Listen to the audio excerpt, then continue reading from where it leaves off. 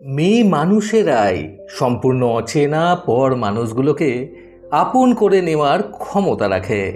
সংসার জীবনে জয়ী হতে হলে কিন্তু তুমুল যুদ্ধ জয় করেই জয়ী হতে হয়। বন্ধুরা, এই অসাধারণ প্রসঙ্গটাকে কেন্দ্র করে আজকে আমি আপনাদের সংসার জীবনে যুদ্ধ জয়ের একটি সুন্দর গল্প শোনাবো। চ্যানেলে নতুন হলে সাবস্ক্রাইব করতে ভুলবেন না এবং অবশ্যই গল্পটি ভালো লাগলে একটা লাইক আশা করব। টিনার খুব কাছে একজন ঘনিষ্ঠ আত্মীয় হলো রুবি। টিনার বিয়ের দীর্ঘ অনেকগুলো বছর কেটে গেলেও রুবির সদ্য বিয়ে হয়েছে এবং সে কিন্তু তার সাংসারিক জীবনে তার শ্বশুর বাড়ির মানুষগুলোকে, বিশেষ করে তার শাশুড়িকে নিয়ে মোটেই সুখী নয়।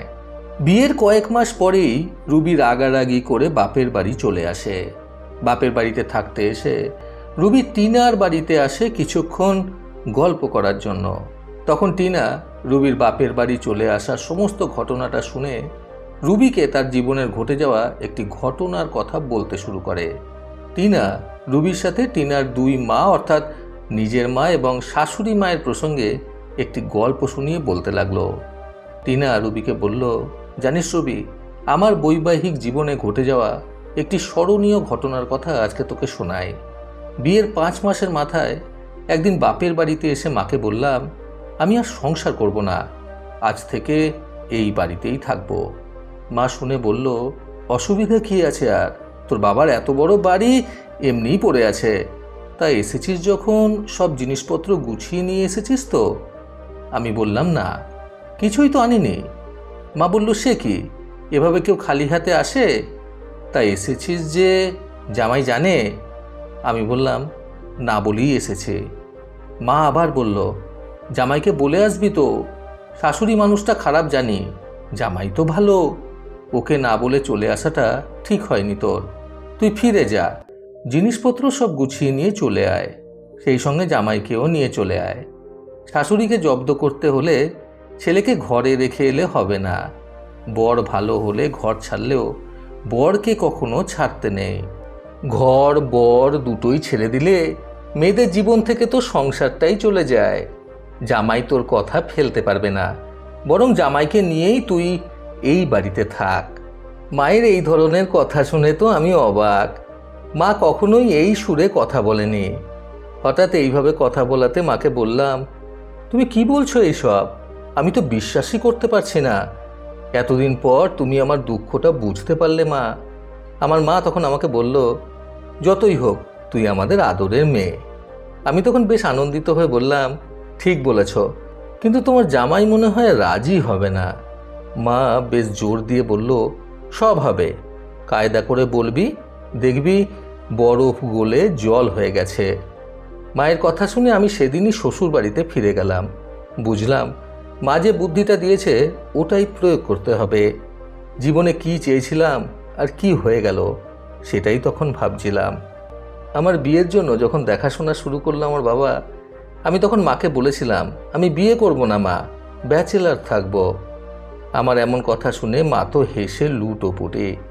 বাবাকে ডেকে বলল, তোমার গুণধরী মেয়ের কথা শোনো, বলে কি ব্যাচেলার থাকবে। আরে পাগলি মেয়ে, মেয়েরা কখনো ব্যাচেলার থাকে না, ছেলেরা বিয়ে না করলে তাদের ব্যাচেলার বলে। এদিকে বাবাও হাসছে। বুঝলাম ব্যাচেলার শব্দটা মেয়েদের জন্য নয়। মাকে জিজ্ঞাসা করেছিলাম, মেয়েরা বিয়ে না করলে তাদের কি বলে? মা বলেছিল, অত জানি না, মেয়েদের একটা সংসার দরকার হয়, মেয়েদের বিয়ে দিতে হয়। বাবা বুঝিয়ে বলে, শোন মা, বড় হয়েছিস, এবার তো বিয়ের কথা ভাবতে হবে। তোর নিজের একটা সংসার হবে, তোর নিজের একটা ঘর হবে। বাবাকে তখন বললাম, নিজের ঘর তো এটাই, বিয়ের পর কি ওখানে নিজের মতো করে থাকতে পারবো? বাবা তখন আমার মাথায় হাত বুলিয়ে বলেছিল, মেয়েরা সব পারে মা, পরকে আপন করার ক্ষমতা আছে মেয়েদের। আমি তখন বলেছিলাম, যদি না পারি, আমার মনের মতো না হলে আমি কিন্তু চলে আসবো আবার, তখন আমাকে জোর করে পাঠাতে পারবে না। বাবা শুনে বলেছিল, বেশ, তোর জন্য এই বাড়ির দরজা মুক্ত রইল। বাবা মায়ের কথা শুনে বুঝেছিলাম মেয়ে বড় হলে তার বিয়ে দিতে হয়, তার একটা সংসার করে দিতে হয়। আমার ইচ্ছে ছিল না বিয়ে করে সংসারী হওয়ার। নিজের বাড়ি ছেড়ে দিয়ে অন্যের বাড়িতে গিয়ে থাকা অন্যের বাবা মাকে বাবা মা বলে ডাকা কেমন যেন একটা বাধ্য জীবন। আমি এমনিতেই বাবা মায়ের আদুরে মেয়ে, তার ওপর স্বাধীনভাবে থাকতে ভালোবাসি। আমার ওপর কেউ নজরদারি করবে, কারো হুকুমে চলতে হবে, এটা ভাবলেই যেন কেমন লাগতো। তারপরেও আমার কপালে বিয়েটা লেখা ছিল, তা না হলে বিয়েটা হয়। অথচ বিয়ের আগে মা বাবাকে আমি বুঝিয়েও পারিনি। এতগুলো দিন পরেও মা বাবা যে আমার সমস্যা বুঝে গিয়েছিল, এটাই অনেক। যাই হোক, মায়ের কথা মতো শ্বশুরবাড়িতে ফিরেই শাশুড়ির সাথে তুমুল ঝগড়া করলাম সেদিন। ঝগড়া করতে কারণ লাগে না, কোনো একটা ছুতো পেলেই হলো। বর অফিস থেকে ফিরতেই যা ঘটল, তার থেকে একটু বাড়িয়েই বললাম। বলতে বলতে কেঁদে ফেললাম। ও শুনে তখন চুপ করে আছে। চুপ করে থাকতে দেখে বললাম, এ বাড়িতে তোমার মায়ের সাথে ঝগড়া করে কিছুতেই থাকতে পারবো না। বর শুনে বলল, তাহলে উপায়? আমি বললাম, উপায় আর কি, আমি ভেবেছি আমি আর তুমি আমার বাবার বাড়িতে গিয়ে থাকবো, আর ওখান থেকে তোমার অফিস যেতেও সুবিধা হবে। আমার কথা শুনে আমার বর বলল, ঠিকই বলেছ, এত অশান্তির মধ্যে থাকা যায় নাকি? অফিস থেকে ফিরে সেই রোজ রোজ অশান্তি, এ বাড়িতে থাকলে অশান্তি আরও বাড়বে। তুমি ঠিক ডিসিশন নিয়েছ, আমি তোমার সাথে ওখানে গিয়েই থাকব। অশান্তির থেকে শান্তি ভালো। বুঝলাম ছেলেও মাকে চিনে নিয়েছে। শাশুড়ির সাথে ঝগড়াঝাটি করে পরের দিন বেরিয়ে এলাম। দেখলাম শাশুড়িও বেশ খুশিতেই আছে। নিজের ছেলেও যে বাড়ি থেকে বেরিয়ে যাচ্ছে, তাতে কোনো আক্ষেপ নেই। মনে মনে ভাবছিলাম, মা তো নাকি পাষাণ। পরে ভাবলাম, হাতে টাকা আছে তো টাকাই ভুলিয়ে রাখবে। শ্বশুরমশাই ভালো চাকরি করতেন, পেনশনের মোটা টাকা হাতে পাচ্ছেন। তার আবার মায়া মমতা, ছেলেরও মায়ের প্রতি ভালোবাসা নেই। নিজের বাড়ি ছেড়ে বেরোচ্ছে মানে হাড়ে হাড়ে বুঝতে পেরেছে। এতদিন মায়ের মুখের ওপর কোনো কথা বলেনি, কিন্তু সেটা কাজে করে দেখিয়ে দিল। কিছু জিনিসপত্র গুছিয়ে নিয়ে চলে এলাম বাপের বাড়িতে। মনে মনে ভাবলাম, আর তো অশান্তি নেই, এবার থেকে জীবনে শান্তি আর শান্তি। এক সপ্তাহ বেশ ভালোই কাটলো। বাবা বাজার করছে, মাছ মাংস থেকে শুরু করে নানান জিনিস নিয়ে আসছে প্রতিদিন। মা জামাইয়ের জন্য ভোরবেলা উঠে রান্না করছে, টিফিন বানাচ্ছে। রাতের খাবার যেগুলো খেতে ভালোবাসে সেগুলোই মা নিজের হাতে করছে। আমিও সকালবেলা কোনোদিন 9টায়, কোনোদিন 10টায় উঠছি। একদম আরামের জীবন। এরকম সুখের জীবনটাই তো চেয়েছিলাম। এই করে আরও 15 দিন মতো কেটে গেল। এদিকে আমার বড় বেশ দিব্যি আছে, না বাজার দোকান করতে হচ্ছে, না অন্য কোনো কাজ করতে হচ্ছে, কিছুই না। এদিকে মায়ের যেমন কাজ বেড়েছে, তেমনি আমার বাবার খাটনিও বেড়েছে। ছুটির দিনগুলোতে আমার বর আমার থেকেও বেশি দেরি করে ঘুম থেকে উঠছে, অথচ নিজের বাড়িতে দেখতাম 7 সকালে উঠে সব কাজ করত। ছুটির দিন মানেই কত কাজ ছিল, অথচ এ বাড়িতে এসে এই আয়েসি হয়ে ওঠাটা আমার ঠিক ভালো লাগছিল না।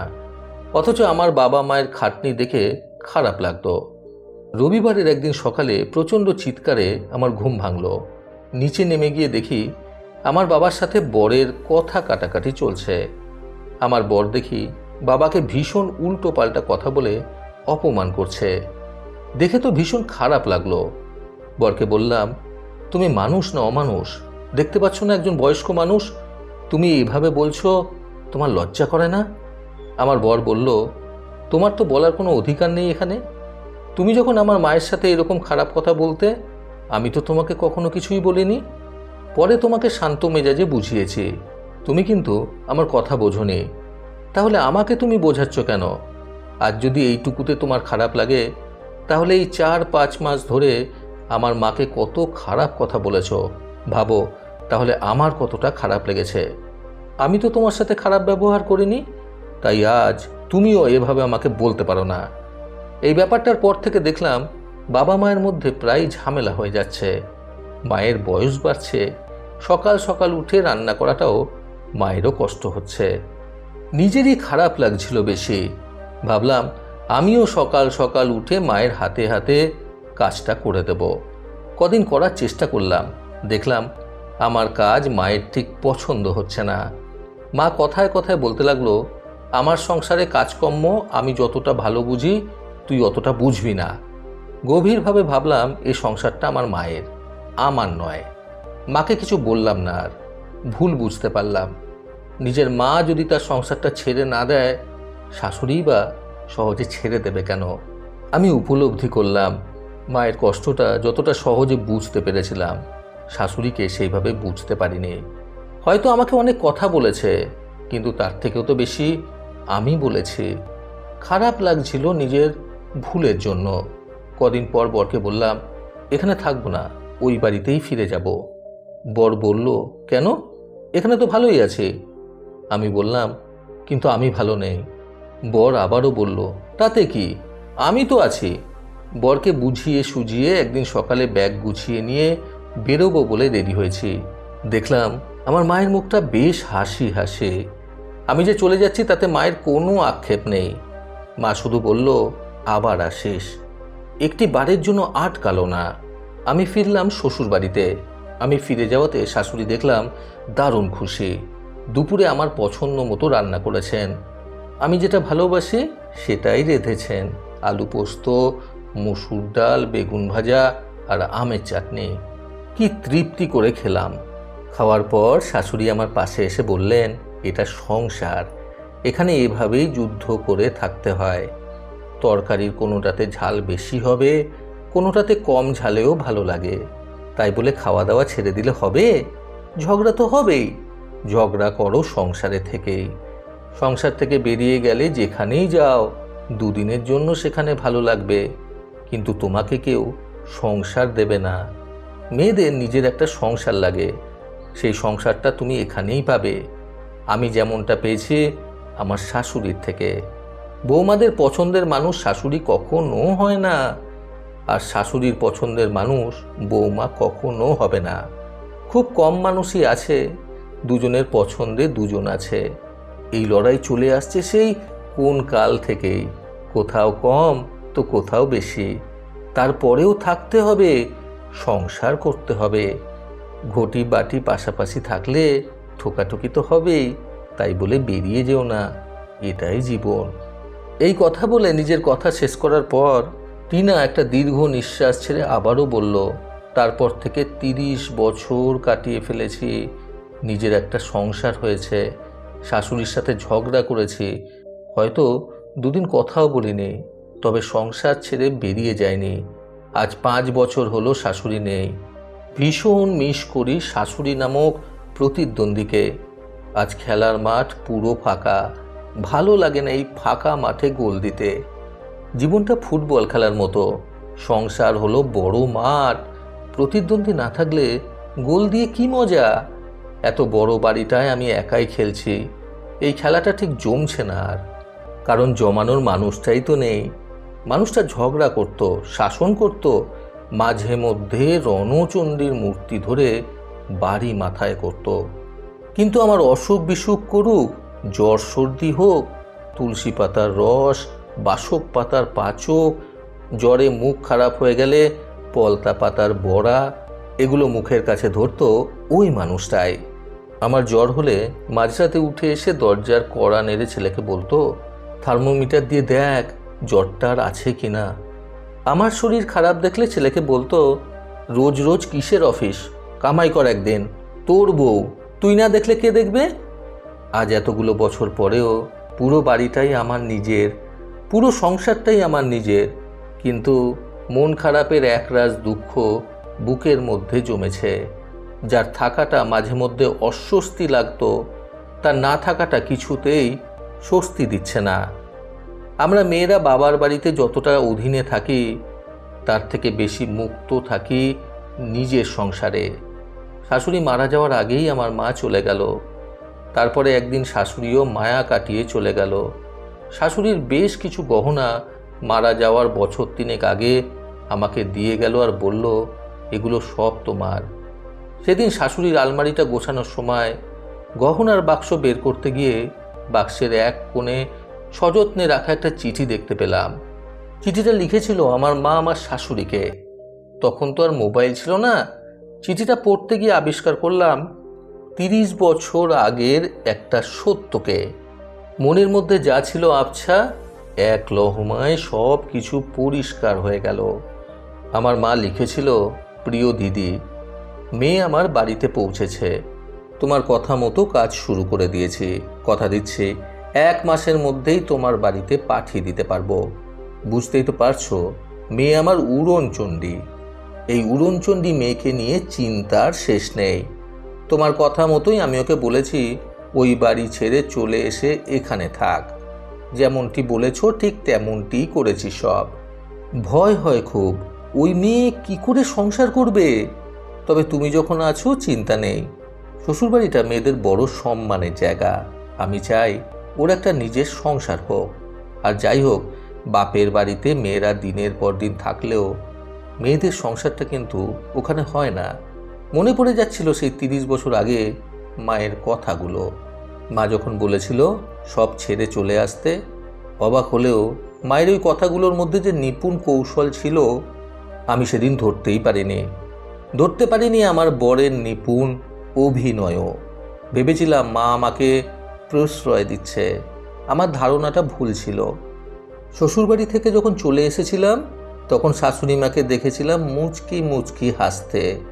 আবার শ্বশুরবাড়ি থেকে বাপের বাড়িতে যখন ফিরছিলাম তখন মায়ের মুখেও ছিল হাসি। চিঠি পড়তে পড়তে বুঝতে পারছিলাম হাসির কারণটাও। শাশুড়ি মায়ের বুদ্ধির তারিফ না করে থাকতে পারছিলাম না তখন।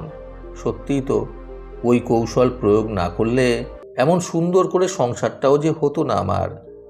এই 2 মা আমাকে উপহার দিয়ে গেছে নিজের একটা সংসার। শুধু মনের মধ্যে রয়ে গেছে এই 2 মায়ের জন্য শূন্যতা, একটা আক্ষেপ। যদি আবার ফিরে পেতাম তাদের। বন্ধুরা, সংসার জীবনের যুদ্ধ জয় করতে আজকের গল্প থেকে শিক্ষণীয় 3টি কথা সর্বদা মনে রাখুন। প্রথমত, সংসারের যদি দায়িত্ব পেতেই হয় তাহলে শাশুড়ির কাছ থেকে পাওয়াটাই পরম্পরা। দ্বিতীয়ত, যুদ্ধ জয় করতে হলে সংসারে থেকেই করতে হবে। সংসার থেকে বেরিয়ে গিয়ে যুদ্ধ জয় করা সম্ভব নয়। তৃতীয়ত, সুখ দুঃখ, হাসি কান্না, রাগ অভিমান, ভালোবাসা, ঘৃণা সব কিছু মিলিয়েই কিন্তু একটা সংসার সুগঠিত হয়। প্রতিবারের মতো আবারও বলবো, এই পৃথিবী তাদেরকেই সম্মান দেয় যারা ইউনিক কিছু করার ক্ষমতা রাখে। সকলে সুস্থ এবং সুন্দর জীবন কামনায় প্রকৃত জীবন থেকে আমি সন্তু চক্রবর্তী আবার আসবো আগামীকাল নতুন সুন্দর শিক্ষণীয় একটি ছোট গল্পের সাথে। ভালো শুনুন, ভালো থাকুন। ধন্যবাদ।